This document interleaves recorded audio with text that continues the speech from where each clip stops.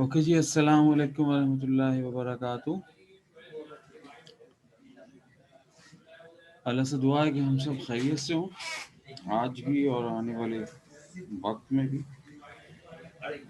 Covid से और बुराइयों से लाखों करोड़ों किलोमीटर दूर रहे। आमीन सुम्मा आमीन। जनाब, कल हम पेज नंबर 136 में न्यूक्लियस का रोल डिस्कस कर चुके। आज हम पेज नंबर 137 पर एजिंग की बात करते हैं और एजिंग में हमसे दो मुख्तलिफ किस्म के सवाल पूछे जाते हैं, ठीक है, जिसको हम अभी आप राइट डाउन करवा लेते हैं। पेज नंबर 137 पर एजिंग और एजिंग में हम एमसीक्यूज एक है गेरंटोलॉजी यानी study of ageing is called गेरंटोलॉजी।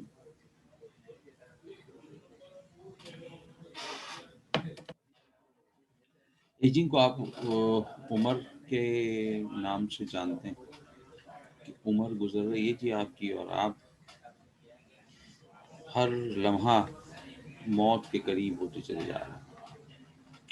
इसकी बुनियादी वजह क्या है ये तो हमारे साइंटिस्ट नहीं बता सके, लेकिन कॉज और इसकी एक तरह से यूँ कह लें कॉसेस वजूहात दिखाने के लिए कि ये ऐसा भी हो सकता है, ऐसा भी हो सकता है और ऐसा हो रहा है, वो ज़रूर डिस्कस करते हैं।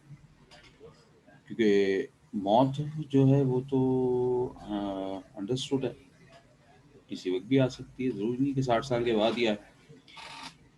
लेकिन 60 साल जो हमारे गुजरेंगे तो उसके बाद और उसकी ड्यूरिंग 60 इयर्स हमारी उम्र बढ़ती चली जाती है और उसमें irreversible changes that occur in all living things with the passage of time eventually resulting in the death। और वो वक्त के साथ साथ गुजरते हुए वो लम्हात हमारे अंदर चेंज पैदा करते हैं और वो चेंज बिल आखिर हमारी मौत का बाइस बनती है। यानी चेंज इतने आ जाता है कि हम मरने की तरफ बढ़ते चले जाते हैं और फिर मर जाते हैं। या फिर हम ये भी कह सकते हैं कि in ageing the cell start to break down structurally and functionally. कि एज बढ़ने के साथ साथ हमारे जो सेल हैं उनका टूटना, उनके स्ट्रक्चर का टूटना या उनके फंक्शन का ख़त्म होना ज़्यादा हो जाता है, which lead to structural changes and ultimately the loss of different function of the body. और फिर आहिस्ता आहिस्ता हमारी बॉडी के फंक्शन, मुख्तलिफ ऑर्गन्स के, वो डिस्टर्ब होने लगते हैं। तो उम्र बढ़ने के साथ साथ सेलों का मरना और सेलों का फंक्शन से अपने इनहराफ करना या छोड़ देना, लाइक हमारा हार्ट है वो वीक हो गया वक्त के साथ साथ, हमारी किडनी कमज़ोर हो गए, हमारा ब्रेन, हमारी आँख कमज़ोर हो गई, क्योंकि उसके अंदर मौजूद सेल की जो स्ट्रक्चर्स हैं और सेल की जो तादाद है वो बहुत कम हो गई। और फिर आहिस्ता आहिस्ता वो ऑर्गन्स मर सकते हैं। ऑर्गन ख़त्म होते हैं तो हमारी बॉडी पूरी भी ख़त्म हो जाती है।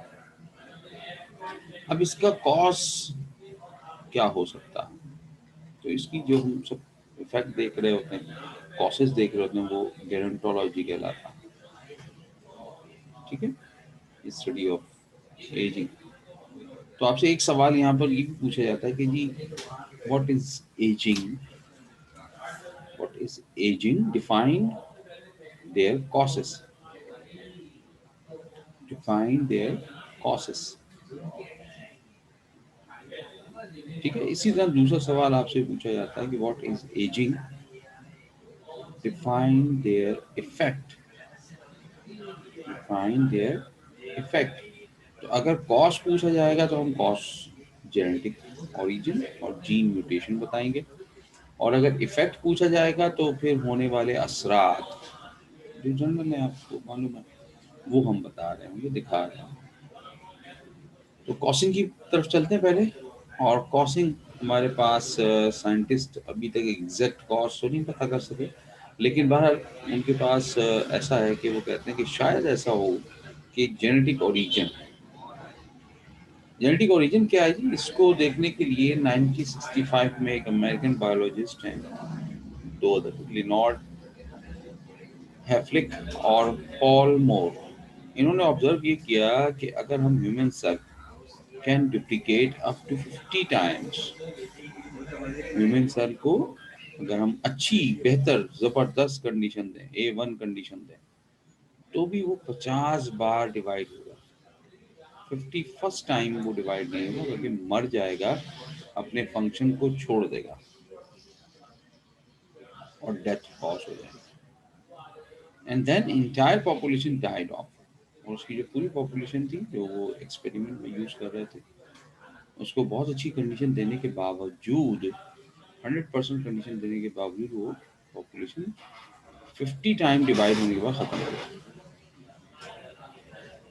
रिजल्ट उन्होंने क्या निकाला उनका? It implies that the normal cells have a limited potential of division. इसका मतलब है जो नॉर्मल सेल हैं ह्यूमन के, उनके पास डिवीजन करने के लिए खास पोटेंशियल है। कितनी पोटेंशियल है? वो है 50 टाइम्स ऑफ द डिवीजन। अब ये लिमिट अल्लाह की तरफ से बना दी गई। कुरान में हमारे पास सूरत मौजूद है इसी पेज पर, और बड़ी अच्छे तरीके से हमारी एजिंग का बता दिया आपको। सूरह अल रूम 30 आया नंबर 54 में अल्लाह ताला फरमाते हैं कि अल्लाह is he who shaped you out of weakness. अल्लाह ताला ने आपको एक शक्ल अता की वीकनेस के बाद। वीकनेस कब थी? एम्ब्रियो। मैंने आपको चैप्टर 4 में हम एंड की बात जरूर दिखाएंगे, पेज के अनाथ, जब हमारा एम्ब्रियो फॉर्मेशन का वक्त, फर्टिलाइजेशन के बाद शुरू होता है, तो फर्टिलाइजेशन से लेकर और एम्ब्रियो के बेबी बनने तक और उसकी पैदा होने तक हम कॉन्सेप्शन में रहते हैं, यानी 50% चांस पे रहते हैं कि ये बेबी जिंदा पैदा होगा। इसका मतलब वीक है ना? तो अल्लाह ताला ने इसलिए कहा कि हमने आपको वीकनेस के बाद shape, then appointed after weakness strength, और फिर उसके बाद आपको स्ट्रेंथ अता की, ताकत अता की। मैंने आपसे जिक्र किया था पहले भी, कभी बताया होगा कि दुनिया में सबसे लाचार बच्चा इंसान का ही बच्चा है।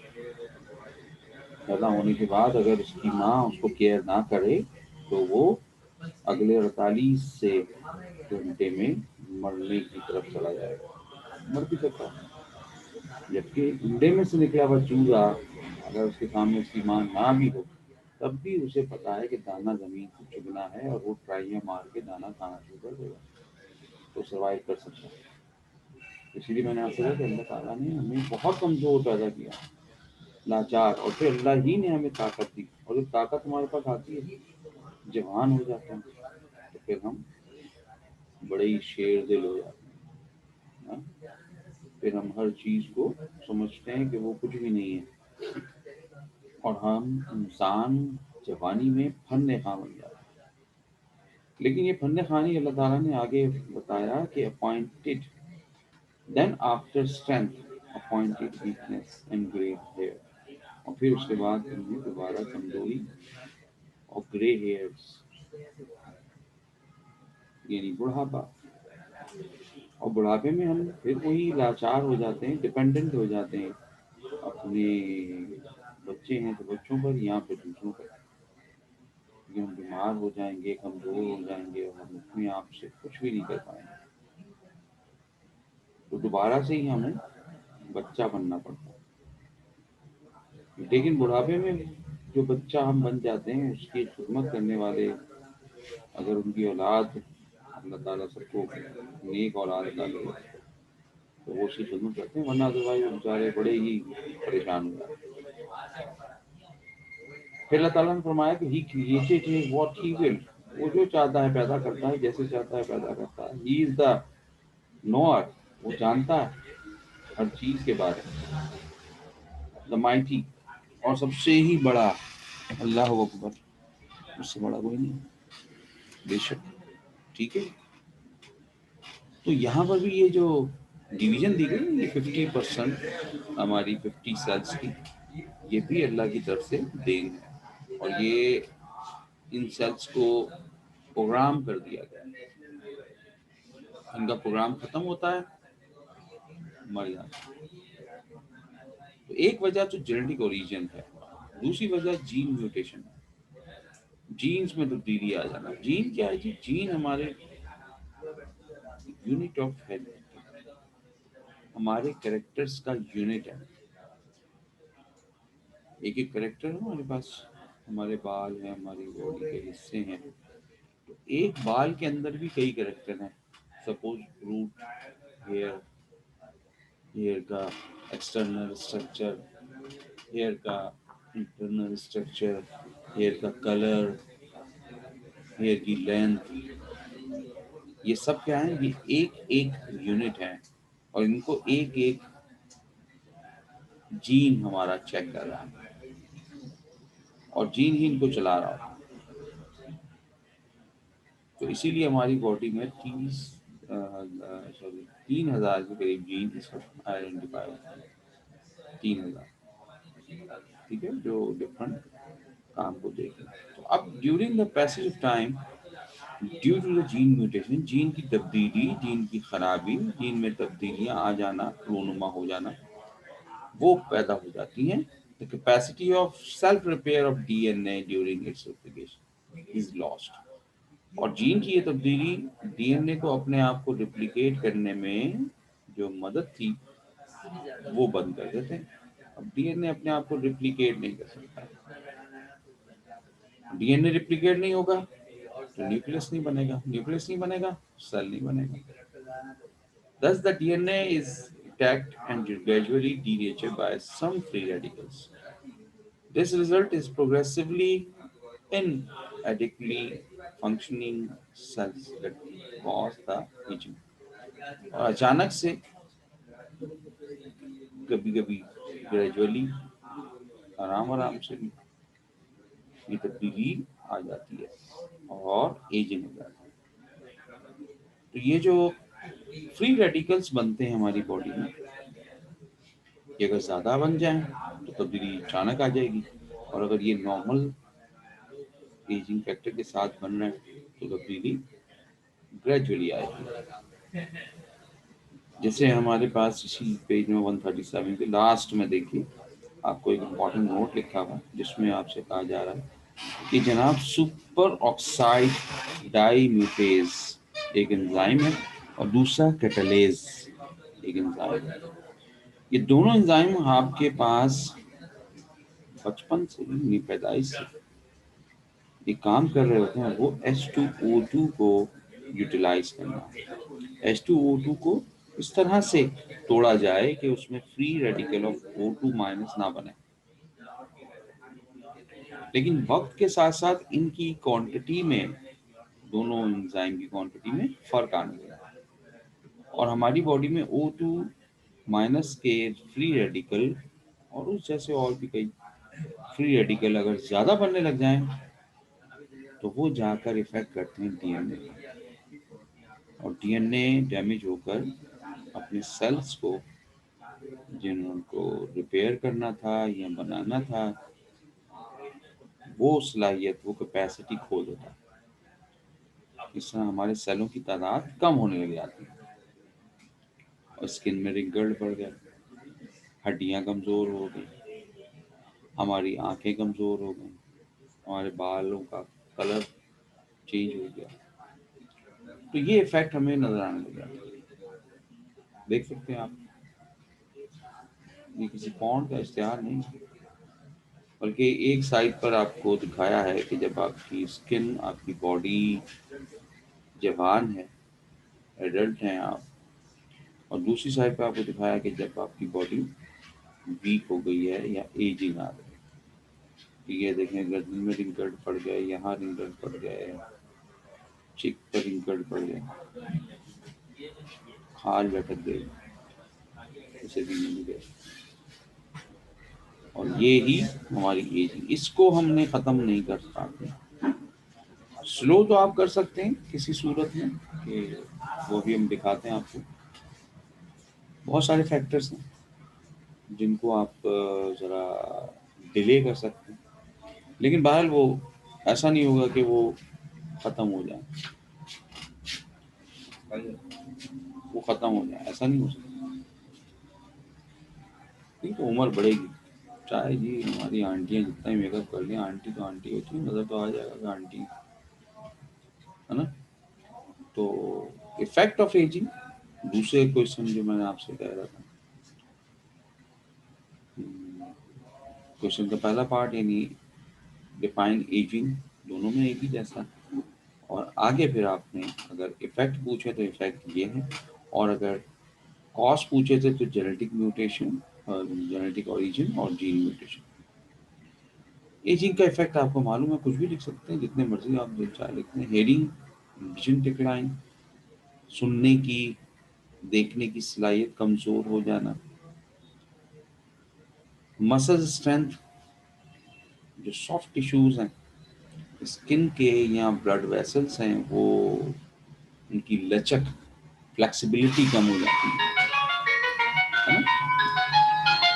आपको मालूम होगा कि आपके पास कितने ही, अगर सपोज हमारी घर में वो हैं दादा या नानी, तो आप उनकी स्किन को ज़रा चेक करें हाथ लगा कर, तो आपको पता चल जाएगा कि बहुत सख्त सी है, और उनकी पेन्स हाथों में तो नजर आ रही, मोटी मोटी नजर आ रही होती है, बड़ी बड़ी सी, क्योंकि उनकी जो एडिपोज टिश्यूज हैं जो बिटवीन द स्किन आपको मिलते हैं एपिडर्मल लेयर के नीचे, वो खत्म हो गए। आवाज, आवाज देखना भाई मेरी कम हो गई क्या? आवाज अभी देख लेते हैं जी, आवाज कैसी आ रही है। आवाज तो हमारी अभी तो सही आ रही थी, सही आ रही है बिल्कुल फर्स्ट क्लास। अच्छा जी, अब देख लीजिए शायद सही हो गई हो। तो वो आवाज हमारी कभी माइक आगे पीछे गड़बड़ कर जाता हो, बहुत स्लो हो गई है। अब ठीक है, अच्छा जी ठीक है, चलो फिर ठीक है, तो ठीक है, सब फर्स्ट क्लास है। अब ठीक है, अच्छा जी सबका मैसेज आ गया जी, अब ठीक है, सही है। तो ये हमारी बॉडी का जो स्किन है वो बहुत रफ सी और बहुत स्टिफनेस उसकी नजर आती है आपको। और अल्लाह से दुआ है कि आप अपने माँ बाप की खिदमत करें, तो मॉइस्चर वगैरह लगाते रहा करें उनकी स्किन पर, यानी कि उनके टांगे दबाते हैं, हाथ दबाते हैं, तो मॉइस्चरिंग कर दिया करें, खास तौर पे आजकल के मौसम में भी, क्योंकि बहुत ज़्यादा सर्दी है, तो उसमें और स्किन सॉफ्टनेस खत्म हो जाती है और हार्ड हो जाती है। Loss of hair pigmentation, colour हमारे बालों का खत्म हो जाएगा। ग्रेजुअल लॉस ऑफ मेमोरी, कुछ लोगों में हमने ये देखा है, नॉर्मली ऐसा होता भी है कि उनकी याददाश्त कमज़ोर हो जाती है। बिल्कुल जो याददाश्त बहुत ज़्यादा ड्रॉप होती है, वो बीमारी है जो आप डिस्कस कर चुके हैं पहले। ये हमारी नॉर्मल है कि थोड़ी बहुत याददाश्त जो है वो कमज़ोर हो जाती है। And activity of system, immune system की कमज़ोरी, और उस कमज़ोरी में भी हमारा जो है वो डिफेंसिव मैकेनिज्म बड़ा नीचे चला जाता है। जैसे आजकल आपने देखा होगा कोविड में हम ज़्यादातर एजिड लोगों को ज़्यादा सेव करना चाहिए, उनको हमेशा घर में रखें ताकि वो किसी भी तरह इस बीमारी में इन्वॉल्व ना हो, वरना तो उनके लिए बड़ी परेशानी हो जाती है, उनका इम्यून सिस्टम कमज़ोर है बहुत ज़्यादा। Increase fat deposition and susceptibility to disease such as osteoporosis, arthritis वगैरह। तो अब उनकी बॉडी में चूंकि सारी जिंदगी हमारे जो हम ये जो कुछ खा पी रहे हैं, तो अब इनमें हमारे यहाँ आजकल तो खैर मिलावट ही इतनी है, तो उसका तो हम कुछ भी नहीं कह सकते। लेकिन अगर ना भी होती तब भी हमारी बॉडी के जो कुछ केमिकल ऐसे हैं लाइक फैट, वो ज़रूर डिपोजिशन करते हैं, कहीं ना कहीं जमा होने लग जाते हैं, और एक बार जमा हो जाए तो कई जगह वो ब्लॉकेज शुरू कर देते हैं, लाइक हमारी कॉर्नरी आर्टरीज, हार्ट की जो बारीक नालियां हैं उनमें, तो बहरहाल ये नॉर्मल एक प्रोसेस उसमें भी हो जाता है। और इसी तरह वो मरीज या बूढ़ा शख्स अगर उसकी जवानी में या नॉर्मल ग़िज़ाइयत में कुछ कमी रही थी, तो उसको ऑस्टियोपोरोसिस हो जाता है। ऑस्टियो मीन्स होता है बोन्स और पोरोसिस माने सुराख। जैसे आपने डिज़ीज़ पढ़ी है ऑस्टियोपोरोसिस, तो उसकी हड्डियाँ सुराखदार हो जाती हैं, कमज़ोर हो जाती हैं। आर्थराइटिस की हड्डियों में और जॉइंट में दर्द बहुत ज़्यादा रहने लग जाता है, तो ये बीमारी या एजिंग का बहुत बड़ा इफ़ेक्ट होता है और इसी की वजह से इंसान जो है वो परेशान रहता है अपने बुढ़ापे में। कंट्रोल करना है अगर, तो सबसे पहले avoid different types of tobacco like smoking से दूर रहना चाहिए, ठीक है। हेल्दी एंड बैलेंस डाइट, आपको अच्छे तरीके से पानी की मकदार रेगुलर बेस पर वो लेनी चाहिए।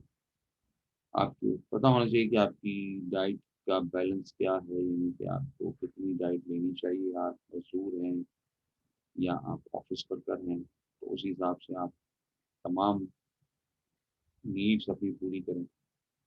डेली एक्सरसाइज होनी चाहिए। पहले ज़माने में जो हमारे दादा-चाचा, परदादा खेती-बाड़ी करते थे, तो माशाल्लाह उनकी सेहत, उनकी हाइट, उनकी ताकत A1 होती। क्योंकि वो सुबह ही सुबह एक तो अर्ली मॉर्निंग उठना और फिर खेतों में जाकर हार्ड वर्क करना, ये उनकी एक्सरसाइज ही थी। आज हम जिम जाकर भी एक्सरसाइज करते हैं, तो उनके बराबर की एक्सरसाइज नहीं कर सकते, जो वो धूप में काम करते थे और फिर शाम को जल्दी सो जाना। तो ये बड़ी ज़बरदस्त चीज़ है सेहत के लिए और एजिंग के लिए भी। नींद अपनी भरपूर, जल्दी सोना, जल्दी उठना, इससे भी बहुत ज़बरदस्त फ़र्क पड़ता है उम्र का।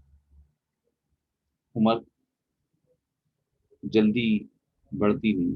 बढ़ने से मुराद ये नहीं है कि आपकी उम्र रुक जाएगी, कि आप 30 के बाद आप 31 के नहीं होंगे, ऐसा नहीं है। लेकिन 50-60 में भी आप एक्टिव रहेंगे, चाको-चौबंद रहेंगे, हाय-हुई नहीं करेंगे, बीमार नहीं होंगे। तो उसे कहते हैं कि एजिंग का इफ़ेक्ट आपके ऊपर कम से कम आए, ठीक है? अगले पेज पर हम देखते हैं कि हमारे पास है एक टॉपिक, नोट के तौर पर आपसे पूछ लेते हैं कभी-कभी, रीजनरेशन का टॉपिक, ठीक है? रीजनरेशन, और रीजनरेशन में हमारे पास बहुत ही आसान सी बात है और एग्ज़ाम्पल के साथ आपको मालूम होगा। It is the ability of a living organism to reconstruct its lost part. कोई भी टूटा हुआ हिस्सा अपना एनिमल बना ले, तो उसे हम रीजनरेशन कहते हैं, है ना? और आम तौर पर ये कुछ एनिमल में हम देखते हैं कि मैच्योरिटी और एडल्टहुड जब उनके पास आ जाता है, यानी कि बड़े हो जाते हैं, मैच्योर हो जाते हैं, तो वो अपनी इस एबिलिटी को लॉस करते हैं। लाइक टैडपोल है ना, लार्वा को अगर आप डैमेज करें या कट ऑफ करें, तो वो अपने आप को रीजनरेट कर लेता है। लेकिन मैच्योर एडल्ट को करेगा ना, तो वो नहीं कर पाएगा। और ये जो भी रीजनरेशन का एक अच्छा पोटेंशियल है, वो एक्चुअल इनवर्टेब्रेट में ज़्यादा होता है बनिस्बत vertebrate. Regeneration potential is inversely related to the differentiation of the cell। मतलब कहने का ये कि अगर सेल जितना सिंपल होगा, सादा होगा और ज़्यादा कॉम्प्लेक्स नहीं होगा, ज़्यादा फर्क वाला नहीं होगा, वो उतना ही ज़्यादा रीजनरेट कर सकता है। और जितना वो कॉम्प्लेक्स, जितना वो पेचीदा, उतना ही रीजनरेशन कम हो जाएगा। तो regeneration potential is inversely, regeneration high होगा if the cell is simple, non differentiated। ऐसे होता है ना, एक वैल्यू बढ़े तो दूसरी कम हो जाती है इन्वर्सली में।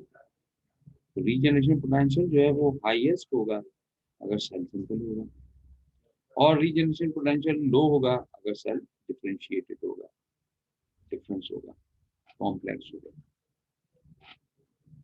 ठीक है, लाइक एग्जांपल हमारे सामने बनी, हाइड्रा को या स्टारफिश को आप डिफरेंट पार्ट्स में चॉप कर दें, अलग अलग पीस 5, 4, 2, 3 बना दें, तो हर एक पीस जो है वो अपने अपने नया स्टारफिश या हाइड्रा या प्लानेरिया बना देगा। इसलिए हाइड्रा को, स्टारफिश को कट किया, उसका एक आर्म, तो ये आर्म ने भी एक स्टारफिश बना ली, और ये जो आर्म टूटा था ये इसने पूरा कर लिया।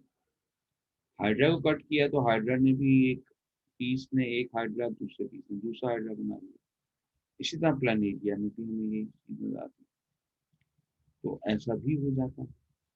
जबकि arthropods usually appendages can be regenerated. Arthropods जो होते हैं वो अपने अपेंडिजेस को, यानी टांग का कोई हिस्सा टूट गया उसको रीजनरेट कर लेंगे, पाँवों को कोई पर्सल टूट गया उनका, उसको ठीक कर लेंगे।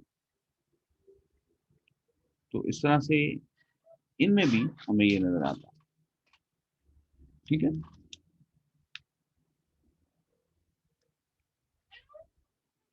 जबकि सैलमेंडर या लेजर्ड वगैरह में आप देखें, जो कि देखा होगा आपने लेजर्ड में, तो छिपकली में,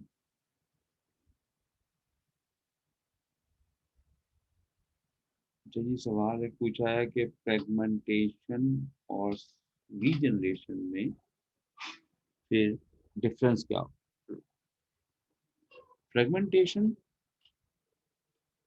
हमारी यूजुअली यूनिसेलुलर एनिमल्स में या ऑर्गेनिज्म में नजर आती है, लाइक बैक्टीरिया या पेंसिलिन या ये ईस्ट। तो उसमें वो अपने आप को डिवाइड करते हैं, वो कोई तोड़ नहीं रहा, कोई काट नहीं रहा। फ्रेगमेंटेशन इज द रिप्रोडक्शन, है ना, तो वो अपने आप को रिप्रोड्यूस कर रहे हो। रीजनरेशन में कोई चीज डैमेज हो गई है, तो regeneration is not a reproduction, लेकिन हम इसे एसेक्सुअल रिप्रोडक्शन में रखते हैं, क्योंकि इससे एक इंडिविजुअल से दो इंडिविजुअल बने, लेकिन वो किसी हादसे के तौर पर नहीं। अगर वो किसी वजह से दो से बन गया, दो पार्ट में डिवाइड हो गया, जैसे हमने काट दिया ना, तो फिर वो रीजनरेट कर रहा है, बिला वजह वो टूट के दो अलग अलग नहीं हो रहा, उसे हम फ्रेगमेंट कहेंगे अगर वो खुद से कर रहा होगा। ठीक है, अगर हम बर्ड्स में या मैमल्स में देखें तो ये लिमिटेड है, और यहाँ पर हम छोटे मोटे कोई जख्म हो जाता है, कोई जल गई स्किन, तो न्यू टिश्यू बन गए, और उन न्यू टिश्यू को हम कहते हैं स्केल। ठीक है, जो नया टिश्यू बनेगा डैमेज होने के बाद उसकी रिफिलिंग की जा रही होगी, तो वो कहीं और से नहीं, बल्कि वो जो जहाँ से कट लगा है उसकी जो वॉल्स हैं, स्किन है ना कटी, तो दोनों साइड के जो एज है, वहाँ एज के जो टिश्यूज हैं, उन्होंने अपने आप को रीजनरेट करना शुरू किया और रिफॉर्म करा, तो उसमें हमारे पास ये काम हो जाएगा। और वो जो टिश्यू अब अपने आप को न्यू बना रहा होगा, उसे हम स्केयर टिश्यू कहते हैं, SCAR, स्केयर टिश्यू। ठीक है जी, तो ये नोट के तौर पर आपसे पूछा जाता है, एज ए शॉर्ट नोट, और शॉर्ट नोट में आप बता रहे हैं। तो इसी तरह से कभी MCQs में या छोटी सी डेफिनेशन में आपसे एबनॉर्मल डेवलपमेंट, या हम MCQs यहाँ ले लेते हैं अपना पेज नंबर 138 में, एबनॉर्मल डेवलपमेंट में, the study of abnormal development of embryo is called teratology. ये आपसे पूछ लिया। अब एबनॉर्मल डेवलपमेंट किसी भी वजह से कहीं पे भी हमें नजर आ सकती है embryo. Deviation in the normal structure and function of organism occurs under unfavorable condition during the embryological development. किसी भी कंडीशन में कोई भी वजह, लाइक हार्मोनल कोई एक्सीडेंटल, कोई भी वजह हो सकती है, कोई क्रोमोसोमल, कोई जीनिक जेनिक जेनेटिक चेंज, तो उसकी वजह से हमारे एम्ब्रियो की डेवलपमेंट डिस्टर्ब हो सकती है और नॉर्मल ग्रोथ से वो डेविएट कर सकता है, थोड़ा सा बदल सकता है। वो बदलाव जो उसमें पैदा होगा वो बाज़ दफ़ा बहुत ज़्यादा परेशान कुन भी होगा, बाज़ दफ़ा वो गुज़ारा हो जाता है, कोई मसला नहीं। The study of abnormal development is called teratology. Again, the causes of abnormal development, chromosomal abnormalities, chromosome में तब्दीली आ जाना या क्रोमोसोम नंबर बदल जाना, मिसिंग हो जाना क्रोमोसोम का,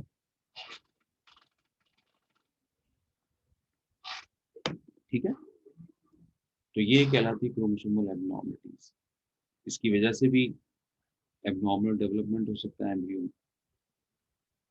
कोई जीन है जो डिफेक्ट हो गया, उसमें सही तरह से काम नहीं कर रहा या है ही नहीं, तो उसने जो ग्रोथ करनी थी एम्ब्रियो की, जो पार्ट बनाना था या कुछ काम करना था, वो काम नहीं हो पाएगा।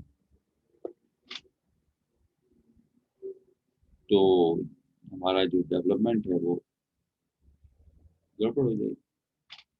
आमतौर पर कहा यह जाता है, देखा जाता है कि a pregnant mother health diet and level of exposure to toxin, तो वो जो प्रेग्नेंट वुमन है या मदर है, उसकी सेहत कैसी है, उसकी जेनेटिक्स कैसी है, उसकी ग़िज़ा कैसी है, क्या वो टॉक्सिक मटेरियल के कितना करीब है, या फिर environmental pollutant all have direct effect on the fetal development। fetal कहते हैं एम्ब्रियो, ह्यूमन में या मैमल में हम कहते हैं fetal development, यानी एम्ब्रियो की डेवलपमेंट। तो डायरेक्टली इफेक्ट डालता है fetal की डेवलपमेंट, ठीक है जी। तो इसीलिए मदर की खास केयर करना बहुत जरूरी होता है। तो वो किसी भी तरह लाइक कोई टॉक्सिक मटेरियल, अब उसने डायरेक्टली तो मदर को इफेक्ट नहीं किया, लेकिन इनडायरेक्टली फेटल पर जाकर समझा, कोई ऐसा केमिकल खा लिया, कोई ऐसी ग़िज़ा खा ली, कोई ऐसी चीज़ ले ली, ठीक है ना। एबनॉर्मल सिक्रीशन और function of some glands, mother के कुछ ग्लैंड्स हैं वो डिस्टर्ब चल रहे हैं, तो वो भी इफेक्ट डाल सकते हैं हमारे एम्ब्रियो की ग्रोथ पर, ठीक है जी। तो मुख्तलिफ चीज़ें जो इस पर असरअंदाज होती हैं और उसकी वजह से हमारा एम्ब्रियो जो पैदा होता है वो मुख्तलिफ बीमारियों या मुख्तलिफ ऑर्गन में डिसफंक्शनिंग हो सकती है, या ऑर्गन में ग्रोथ फंक्शन डिस्टर्ब हो सकता है।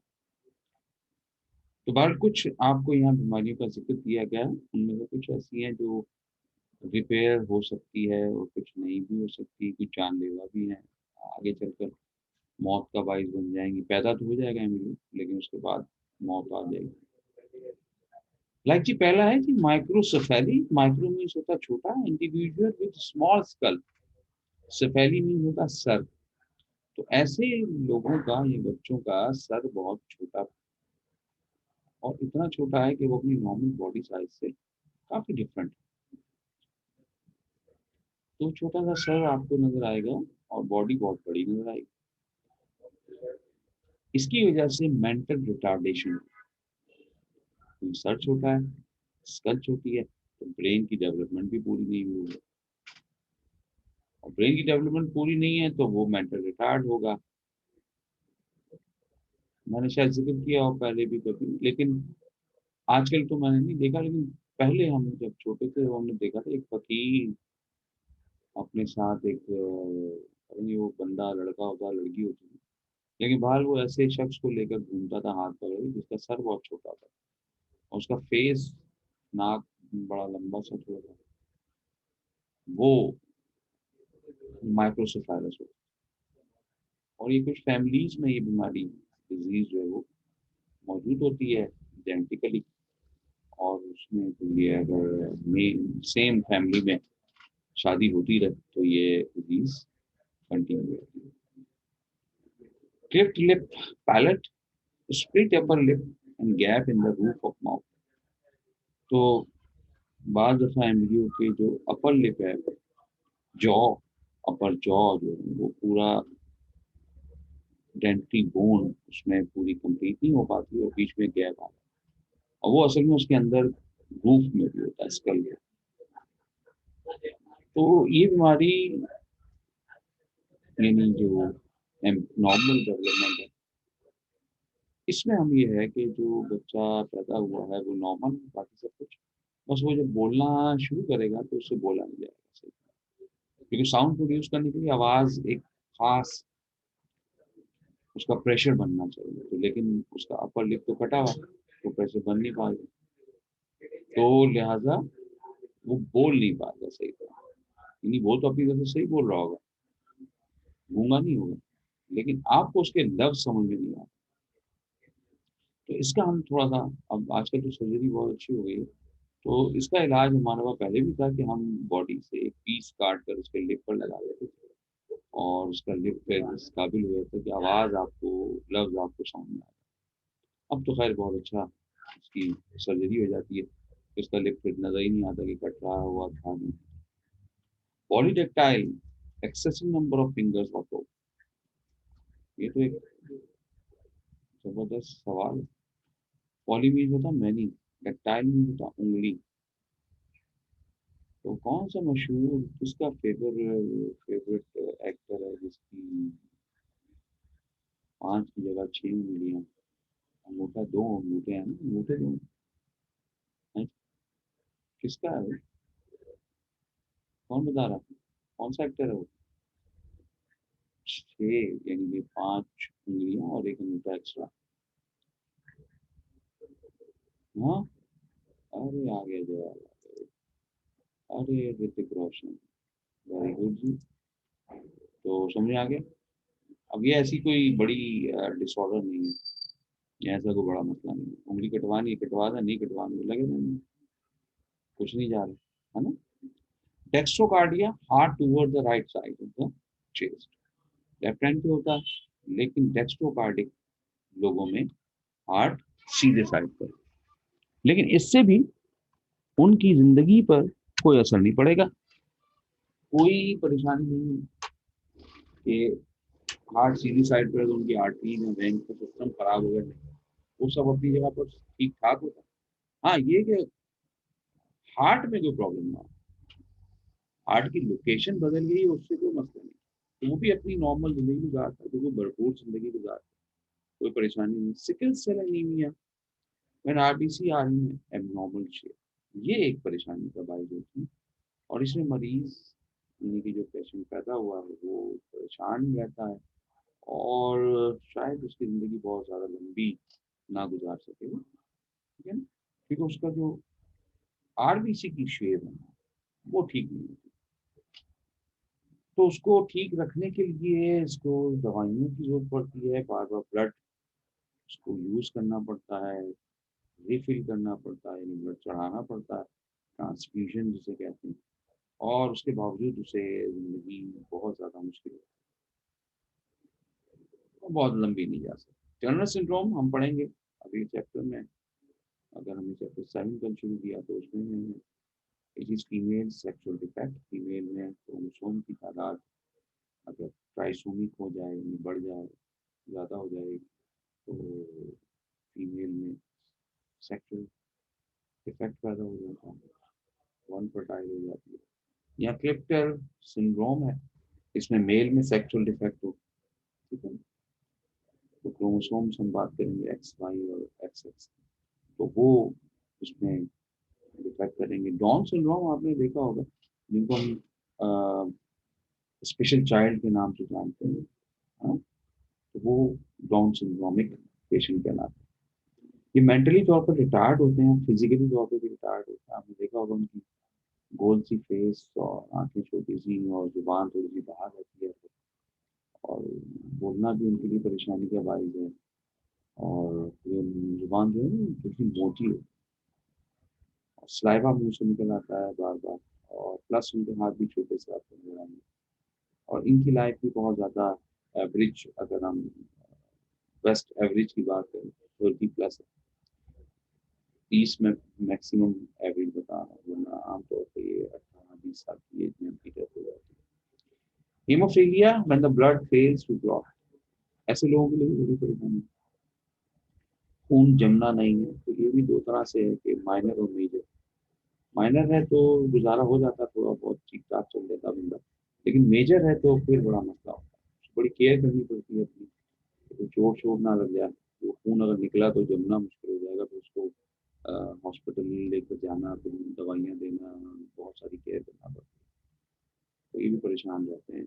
थैलेसेमिक फ्रैगल आरबीसी कॉस हेमोलाइटिक एनीमिया, तो इनमें भी जो हीमोफीलिया की तरह हम जैसे बात कर रहे हैं, उसमें खून जमता नहीं है, इसमें खून के आरबीसी जो हैं वो बहुत ज़्यादा सख्त हो जाते हैं, और ये हमारी जो बहुत बारीक सी आर्टरीज और वेन्स हैं वहाँ से गुजर नहीं पाते, और इनको भी फिर सॉफ्ट रखने के लिए मुख्तलिफ दवाइयाँ जो काफ़ी कॉस्ट होती हैं, महंगी होती हैं, वो देनी पड़ती हैं। और यहाँ पे ये बेचारे पेशेंट बहुत ज़्यादा सर्वाइव नहीं कर पाते, कि जैसे जैसे एज बढ़ेगी ब्लड की नीड भी बढ़ेगी, और ब्लड की सर्कुलेशन भी बॉडी के बारीक से हिस्सों में जाना ज़रूरी होगा, और वो पूरी इतना हो नहीं पाएगा। इस तरह से ये बेचारे भी ज़्यादा लंबी उम्र नहीं गुजार पाते। ठीक है जी। हम्म, और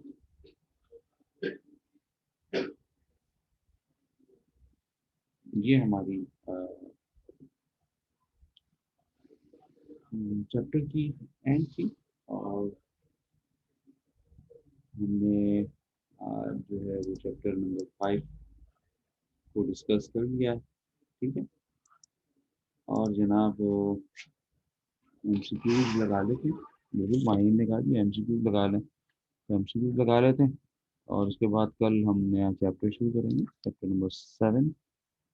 6 को हमने फिजिकल पढ़ना है तो ज़्यादा ही बेहतर है, और बाकी हमारे 7 भी इंशाल्लाह जो है अगले वीक में ख़त्म हो जाएगा। ये सब छोटे छोटे चैप्टर्स हैं, और बहुत ज़्यादा परेशान कुन नहीं है, आपके सामने ही ये सब पढ़ रहे हैं आप लोग।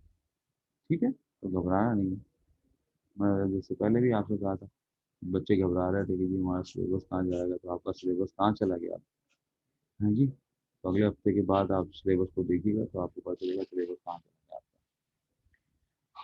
और अभी हमारा जनवरी शुरू हुआ है, अल्लाह बेहतर करेगा बस जी, और अच्छा होगा, हमारे पास टाइम मिल जाएगा, रिव्यू भी कर सकेंगे। कोचिंग खुल जाएगा 11 से। माही ने पूछा बेटा कुछ भरोसा नहीं है, ये तो 4 तारीख को मीटिंग है, तो उस मीटिंग के बाद ही हमें अंदाजा होगा कि क्या हो रहा है। हमारा खुल जाना चाहिए, अल्लाह करे, ताकि हमारा भी काम जो है ना वो अच्छा हो जाए। तो ये फिर जाहिर सी बात है, आपको भी पता है, और हमारा ये थोड़ा सा ऑनलाइन काम भी इतना मजे का नहीं होता। खैर बहरहाल करना तो है, कर तो रहे हैं, मजबूरी है। तो जी एमसीक्यू पेज नंबर 139 पर पहली एमसीक्यू है जी, in bryophytes growth take place at number 1 option है apex lateral region throughout the body, all are correct. तो बताएगा, टाइम नहीं है, जल्दी जल्दी बता देते हैं आपको। तो इसमें असल में जो ऑल ऑफ या ऑल आर करेक्ट, क्योंकि ब्रायोफाइट इज द लोअर है, प्लांट्स है ना, तो इसमें तमाम तरफ से ग्रोथ एक साथ चल रही होती है। नंबर सेकंड यानी फर्स्ट का ऑप्शन जो डी है करेक्ट, ऑल आर करेक्ट जो लिखा हुआ। Number second is cells which are capable of cell division are, बहुत इजी, इसका ऑप्शन है 2 यानी कि बी मेरिस्टेमेटिक सेल। बिल्कुल काश्यप ने सही बताया जी, वेरी गुड। आगे चलें कि थर्ड में, और थर्ड में हमारे पास है कि इंटरकैलोरी मेरिस्टेम में ऑकर एट, क्या बोलें, ये बेस ऑफ इंटरनोड्स में कुछ के होते हैं और कुछ में below the node. Grass family में ऐसा होता है, तो इस तरह से हम सी ऑप्शन पे जाएं तो ज़्यादा बेहतर होगा, बोथ ए एंड बी। जी कश्यप ने सही कहा। नंबर फोर्थ यानी कि नंबर थर्ड का आंसर है सी, जिसमें लिखा है बोथ ए एंड बी। और नंबर फोर में secondary growth caused due to the activity of both, नहीं बोथ ना अच्छा लगेगा बेटा कश्यप, क्योंकि कैम्बियम के टिश्यूज और फेलोजिन ऑफ कॉर्क, कैम्बियम वैसे सही है, आपकी का बात भी सही कहने की, लेकिन इनको फेलोजिन ऑफ कॉर्क दिया है ना, तो कॉर्क कैम्बियम और वेस्कुलर कैम्बियम वो दोनों आ जाते हैं इसमें। तो यहाँ पर इन्होंने एक जनरल कैम्बियम दे दिया, हालांकि इनको वेस्कुलर कैम्बियम देते तो ज़्यादा बेहतर हो जाता। तो बेस्ट जो अगर आप लगाएंगे तो वो ए एंड बी दोनों ही होगा, यानी कि सी इसका आंसर सही रहेगा। Number five, the egg of chick is laid at this stage. Number C इसका आंसर है ब्लास्ट्यूला, ब्लास्ट्यूला की स्टेज में एग दिया जाता है। Number four six, cytoplasmic localization is a consequence of cleavage. ठीक है जी, आंसर इसका बी क्लेवेज। नंबर सिक्स का आंसर है बी क्लेवेज। नंबर सेवन है the blastopore split into, number D epiblast और हाइपोब्लास्ट। जी बिल्कुल ठीक लगाया जी आपने, डी। और नंबर एट है the phenomena in which one embryonic induction, जैसे हम आंसर है जी number B embryonic induction. Eight का आंसर बी है। और नाइन का आंसर है nerve cord is form by ectoderm, mesoderm से बनती है। हाँ? देखते हैं एक मिनट के लिए। हाँ एक्टोडर्म, नोटोकॉर्ड एक्टोडर्म से बनती है, सही, नोटोकॉर्ड एक्टोडर्म से बनती है। और जो ये क्या था, नर्व कॉर्ड, मैंने उल्टा पढ़ लिया, मैंने नोटोकॉर्ड वाला पहले पढ़ लिया। नर्व कॉर्ड मेसोडर्म, दोबारा रिपीट करता हूँ, नाइन्थ का आंसर जो बी मेसोडर्म है, और टेंथ का आंसर एक्टोडर्म, वो नर्व कॉर्ड है, और ये नर्व नोटोकॉर्ड। ठीक है। नंबर 11 का किडनी फॉर्म फ्रॉम, किडनी हमारे एपीमेयर से बनते हैं, ए ऑप्शन है आंसर 11 का। और 12 का है सी, 12 का है सी क्लीवेज मोरिला और ब्लास्टुला।